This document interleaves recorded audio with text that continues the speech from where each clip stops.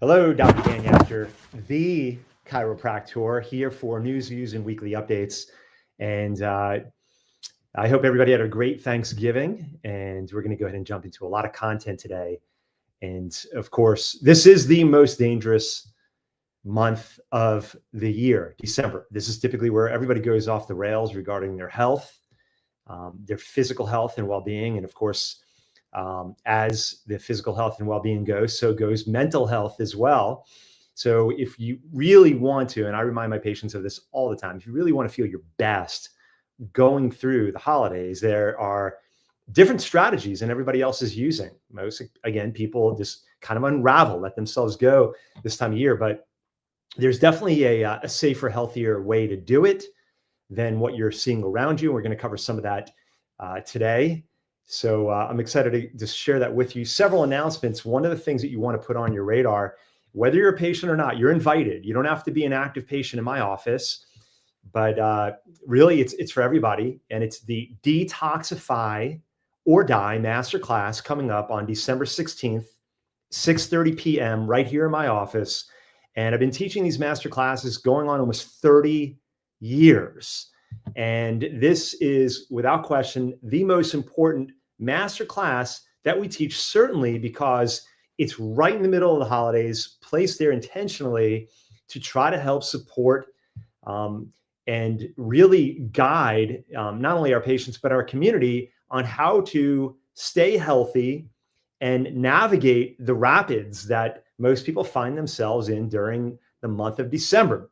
December is very chaotic in regards to just mental stress, physical stress, chemical stress. So there's a lot that we can do to stay healthy through the holidays, because as December goes, so goes the start of the year and potentially the entire 2026 year to come. Why spend the first quarter digging yourself out of a hole or a health grave that you dug for yourself during the month of December, or maybe starting right before Thanksgiving, going through December into the new year? Why not really start trying to do it right now? That's kind of my take on it. So again, mark your calendars. Detoxify or Die, a very uplifting, encouraging title that I use to describe that masterclass. And we're going to talk about so many of the landmines that are out there in regards to toxicity, environmental toxins, chemicals in the food, air, water that we eat, drink, and breathe, molds and heavy metals and all of these things. How do they get in? More importantly, how do we get them out? And we're going to be talking about that and much more. We're going to talk about testing, the test that I do on my body, my family's body, the most advanced total toxic test, the total toxic burden test, how to really understand the toxic load of your body. Is it important? Yes. Every single disease, including Parkinson's, Alzheimer's, dementia, all of it has been linked to toxicity, environmental toxins and otherwise. And there are ways to understand now, not later, if your body is saturated with toxicity. And if it is, what are the specific strategies that your body needs to get rid of this stuff and get rid of it quickly? Cece, good to have you with us. And of course, we'll be having a lot of folks watching now and later on jumping on with us. So just to start off with, make that a note on your calendars about, again, December 16th, 6:30 p.m. It's a Tuesday, and we're going to be hosting it. I'll be teaching it personally right here at our office. We got plenty of seats for not only active patients, but the community. If you're in the community, in our local community, you want to come out, there's no charge. It's free. You don't have to be an active patient. And if you come, sure, I'd love to meet you if I haven't met you before. But if you just want to remain anonymous, sit in the back of the office, nobody here makes you feel uncomfortable. You want to just get the information and leave, no problem. You're not tied, obligated to anything clinically wise or whatnot. Just come get the information, learn, grow, and elevate your confidence and knowledge base, confidence in knowing really how to steward your health and well-being in a great way. So another announcement, stand by for the announcement about Santa. Did you hear Santa is coming to town? He'll be here. He always stops in for his adjustment this time of year. It's very important that he stays aligned, well adjusted, and his nervous system is working well, because he's got a big job to do. So he'll be here taking pictures, first getting his adjustment. That's number one. And two, taking pictures with the kids, which he likes to do as well. We also will have some cookies and milk and stuff like that for him, but he'll be here. Also, if you have your picture taken, we have a sleigh that's been built by our very own Jeanette. And if you have a picture taken in our Christmas garb, then you get entered into a raffle drawing giveaway, and it's going to be a lot of fun. We're going to have just a ton of fun. The office is decorated. It looks amazing. So be on the lookout for those dates. Again, Santa is coming to town. More specifically, he's coming to our office, and we feel very fortunate. And he's been looking forward to it for the whole year. He let us know that. He just reached out not long ago and told us that he's greatly anticipating his visit.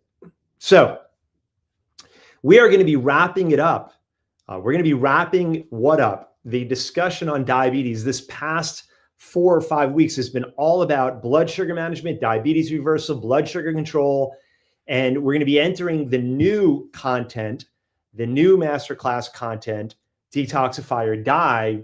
Before we do, we're going to wrap it up. We're going to put a bow on it, and we're going to kind of cinch this thing up with the last bit of information you'd want to know about blood sugar control, diabetes reversal.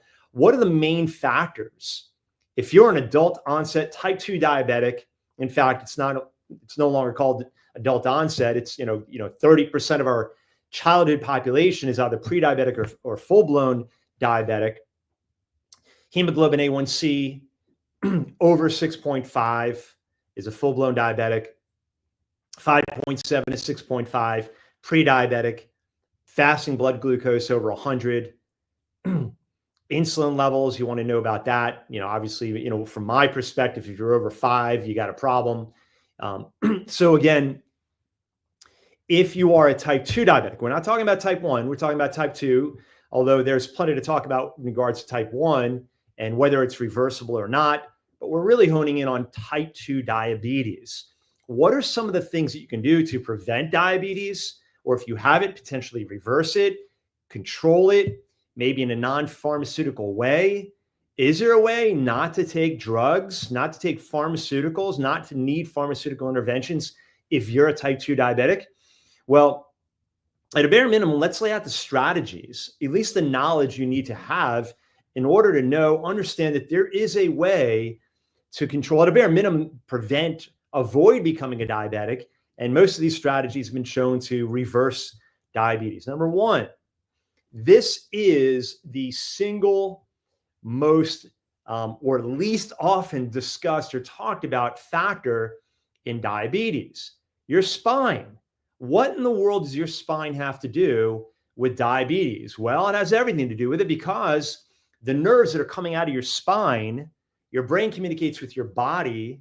Your brain runs your body. It runs everything in your body through your spine. So if the vertebrae are out of alignment, it's like a blown fuse. It's like a breaker. Blood. Had my blood work on Monday. I'm checking out your comment here. CC, had my blood work on Monday. Hope my levels are okay. Yep. I have a feeling they are going to be doing okay because you work very diligently on these things. And I know when the last test that we looked at looked really good. So I have a feeling this is going to follow in lockstep. So I'm looking forward to seeing it as well. Make sure you get me a copy of that panel so I can get my eyes on it. Blood sugar. So what are some of those things? Well, the spine, the bones out of alignment are like blown fuses. When those bones move out of alignment, it can irritate, inflame, affect the nerves in such a way it distorts the communication coming down, through, and out. Well, newsflash, those nerves that are leaving the spine in many different areas, one, the vagus, the wandering nerve, cranial nerve number 10, has influence over your pancreas. The vertebrae in particular, where in the mid-thoracic vertebrae, you have T6, T7, T8. You have direct wiring into the pancreas, more so into the beta cells. The islet of Langerhans cells, where you have the beta cells, which produce insulin. And if the nervous system is not communicating with those beta cells properly, when the pancreas in general is not getting good neurological control, it will skew insulin production, insulin release, blood sugar control on every single level. And if that remains there long enough, you can end up with diabetes very easily. Why wouldn't you, or why couldn't you? Why wouldn't it affect the pancreas to the point where it would turn you into a diabetic? So not that working on the spine or chiropractic in particular cures diabetes or would necessarily prevent it, but one of the things that you have to understand, if you want a normal functioning pancreas and you want normal blood sugar management and blood sugar balance, then your nervous system and your spine must be healthy because it governs the health of your pancreas. That's number one. Okay, that's the foundation of good blood sugar control. You have to have a good, healthy working nervous system and a healthy spine because that's what houses your nervous system. So that's number one. Number two, and we're just going to kind of go through what I call the 3 T's: trauma, thoughts, toxins. Trauma would be, we all have it, from sometimes the birthing process. Within the first year of life, it's estimated that 50% of all children, babies, fall from a high place. 5,000 estimated falls, impacts, jars, jolts of the spine, as we call them, subluxations, before the age of 5. If your child's an athlete, you have an athletic child, then you know the bumps and the bruises and the jars and the jolts that child takes as an athlete. Maybe they're a multi-sport athlete. So again, these things move the spine out of alignment.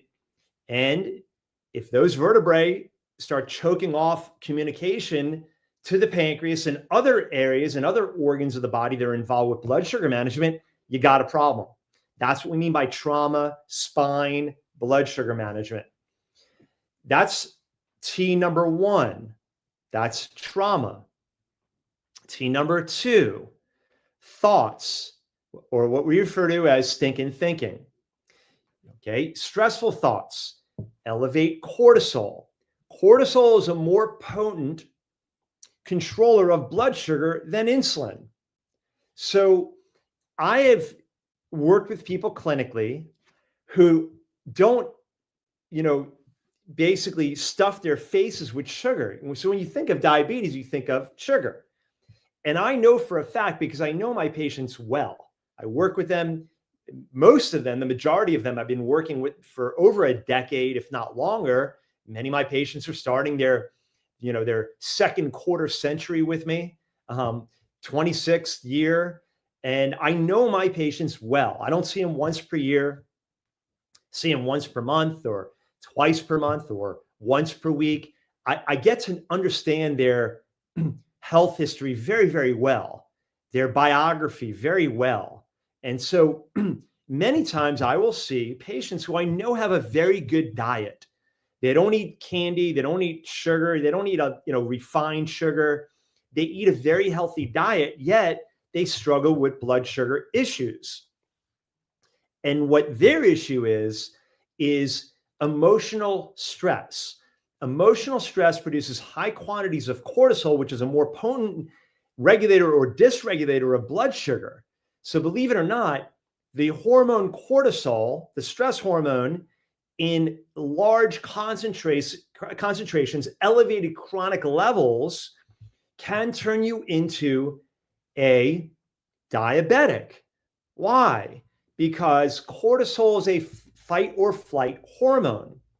And it's a normal hormone. It's always there.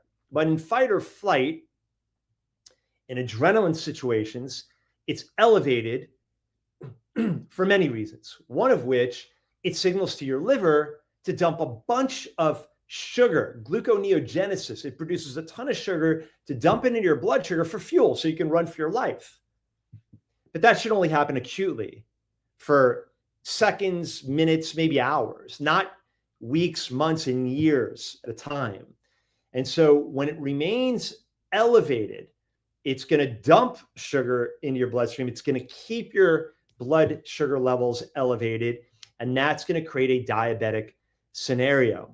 So getting your stress under control. Isn't that crazy? How for what I've found, roughly 5 or 10% of my practice, my clinical population who I care for, and I care for hundreds and hundreds and hundreds of individuals per month, I can tell you confidently, at a bare minimum, 5 to 10% of the diabetics that I work with, it's not caused by their diet. It's caused by stress, emotional stress. That's your diabetic condition underpinnings. Now, with that in mind, here's a little tip. Here's a great hack in terms of making sure you're managing your blood sugar. Movement is crucial for blood sugar management. So the one thing that you want to make sure that you do, whether you have a blood sugar issue or not showing up on your blood work, is you must move after the last meal of the day. The worst thing you can do for your blood sugar is have a meal, your last meal of the day. The biorhythms of the body, the way they work is as you get further deeper into the day and you move towards sunset, what's going to happen is the physiology, biochemistry, metabolism slows down.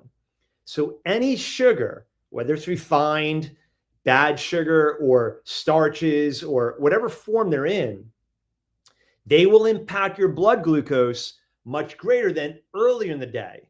So the closer you get to sunset, the more impactful that last meal or that meal is going to be. So the worst thing you can do is have dinner and then sit down on the couch, because your blood glucose will not be cleared out. You need to move. Every night after my last meal, well, whether I like it or not, typically is that my kids want to get me up and going, especially my son who's got insane energy. But my kids, they want to do something, want to move, they want to play, they want to go outside. And so I move, at least whether it's a walk, whether it's going out and throwing the baseball or shooting hoops or something, there's a good 20, 30 minutes of activity. Now that it's getting dark very early, it's out on the lanai, throwing the ball or playing some ping pong or doing something to move my body. And that movement is key. It's very difficult to hit a moving target. If you want to prevent diabetes or potentially reverse it, movement is one of the most potent therapeutic interventions. You need to exercise, you need to move, you need to walk, you need to get your body going. A brisk walk of 10, 15, 20 minutes will do wonders to lower your A1C, fasting blood glucose, and insulin. Get moving after the last meal of the day. It's crucial. Then the last tip that I'll give you is toxins. So we have trauma, thoughts, toxins. Those are the 3 T's. The toxins, as we're discussing this, is what's toxic to your body and your blood sugar and to your insulin response to the food.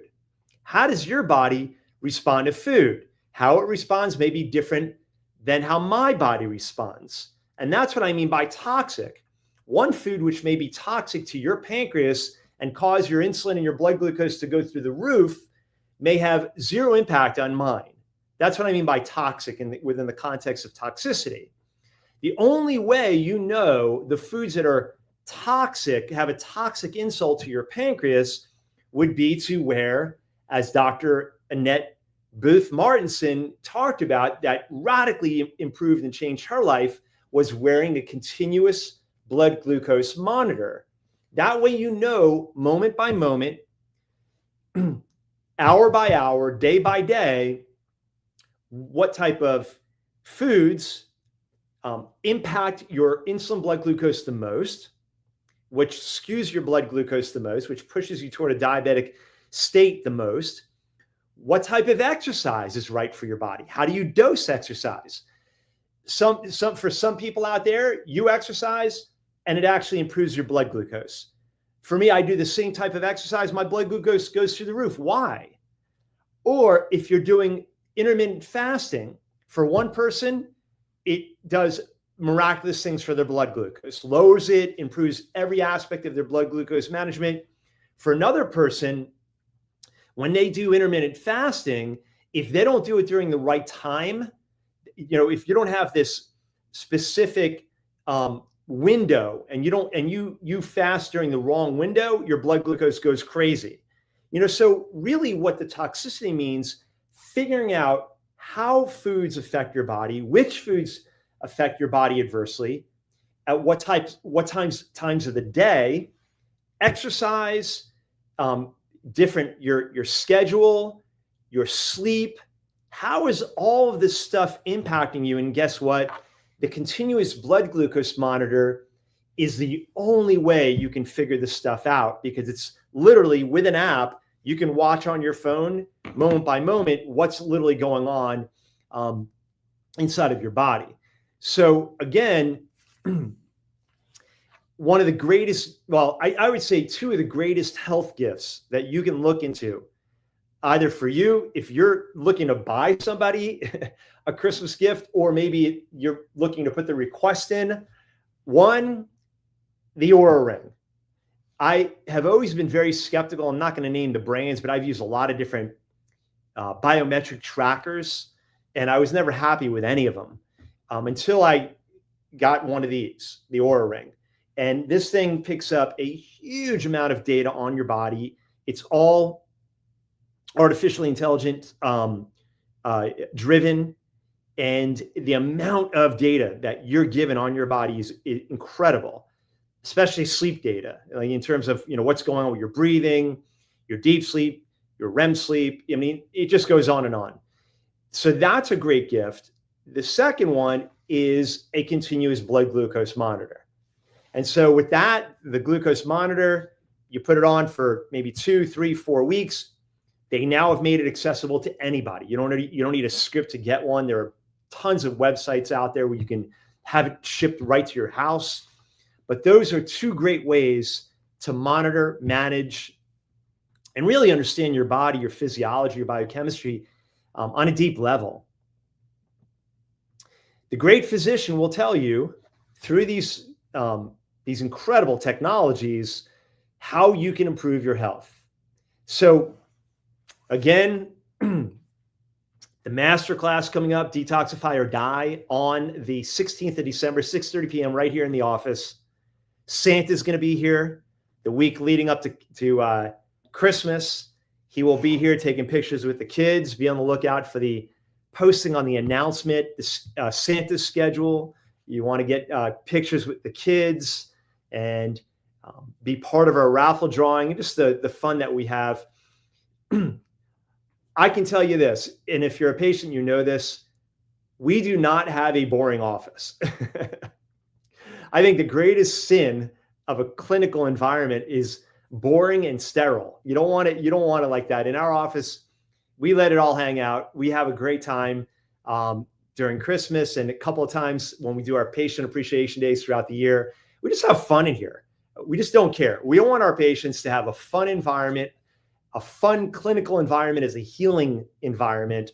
And Christmas is probably the most fun time of the year in here for a lot of reasons, especially how the decorations go up in here. It's awesome.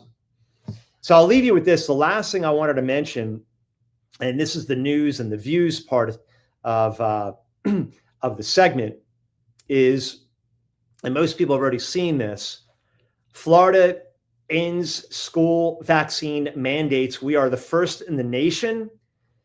Florida has made a groundbreaking move by becoming the first state to officially end school vaccine mandates. This shift brings the spotlight to ongoing debates around parental rights, our rights as parents to make this decision, public health safety, and more than anything, individual freedoms. And a lot of the supporters of these mandates are what Dr. Joseph Ladapo, he's the Surgeon General. They argue it provides parents with more control over their children's healthcare decisions, while critics fear it may impact herd immunity and public health. With that, which, by the way, vaccines do not impart herd immunity. That's a complete myth. So the policy change comes at a time when discussions around vaccine requirements in schools has been intensifying nationwide. Proponents of the change see it as a push for freedom of choice, while others worry it could undermine the efforts to maintain safe, healthy learning environments for children. So bold decision by our governor, bold decision by our Surgeon General, Dr. Joseph Ladapo. And it's set a precedent. It will surely spark a lot of discussions. It's going to influence other states for sure to consider similar moves. And what I want to know is, what is your opinion? I want to get your opinion about what this means to our state and beyond. But for me, to understand something, there's a difference between, parents are, the pro-vaccine parents are saying this is horrible. Our kids are now at risk. This is a problem. I feel more states need to do it with UCC. But a lot of parents who are pro-vaccine mandate, they say this is a horrible thing. We need to have our kids protected. Well, if your kids, you still have the freedom to vaccinate your kids. And if you believe vaccines work, then why would the unvaccinated kids threaten your kids? So there's a difference between ending vaccine mandates and banning vaccines altogether. So if you trust in vaccines, you can still get your kid vaccinated or your kids to protect them from those that don't and carry a certain disease, if you think that's the case. They're not banning vaccines. They're just not making you get one. They can't force it. Okay. Again, even the pro-vaccine parents, you wouldn't like necessarily someone forcing, maybe there's another issue outside of vaccines when it comes to someone telling you what to do with your body or your kids. We should have the freedom to choose what we want in our bodies or our children's bodies. It's an issue of freedom. How can you argue with that? How can you argue with the issue of freedom, especially when it comes to our bodies? Okay. So if you're pro-vaccine, you do what you got to do to protect your kids, and I'm going to do what I need to do to protect mine. Okay. Our strategies may be different. Okay. I do a lot of things to protect my kids from whatever could take them down, whatever could weaken them or bring illness upon their body, or whatever it may be. There are things that I do. I'm not scared of illness, sickness, and disease. I don't run from that.